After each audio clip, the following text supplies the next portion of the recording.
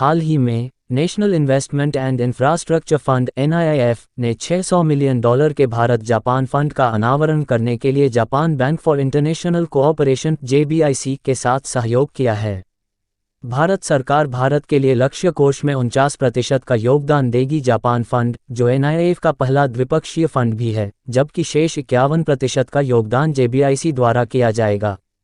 Bharat Japan fund का प्राथमिक ध्यान पर्यावरणीय स्थिरता और कार्बन उत्सर्जन को कम करने की रणनीतियों में निवेश पर होगा।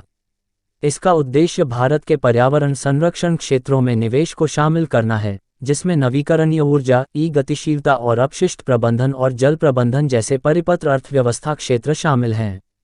इसका उद्देश्य भारत में बढ़े हुए जापानी निवेश को बढ़ावा देने के लिए एक पसंदीदा भागीदार के रूप में कार्य करना है। भारत जापान फंड की स्थापना जापानी सरकार और भारत सरकार के बीच रणनीतिक और आर्थिक साझेदारी में एक महत्वपूर्ण मील का पत्थर दर्शाती है। NIIF अंतर्राष्ट्रीय और भारतीय निवेशकों के लिए एक सहयोगी निवेश मंच है जो बुनियादी ढांचे और अन्य उच्च स्तरीय क्षेत्रों में निवेश के अवसरों की तलाश कर रहे हैं। देश के विकास क्षेत्र: ये भारत का पहला बुनियादी ढांचा विशिष्ट निवेश कोष है और इसे फरवरी 2015 में भारत सरकार द्वारा स्थापित किया गया था। इसे भारतीय प्रतिभूति और विनिमय बोर्ड (SEBI) विनियमों के तहत श्रेणी 2 वैकल्पिक निवेश कोष AIF के रूप में स्थापित किया गया था। फंड का कुल कोष 40,000 करोड़ रुपये है।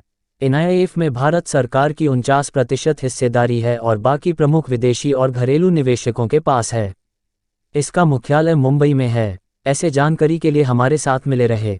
पेज को सब्सक्राइब करें, फिर मिलेंगे अगले वीडियो में।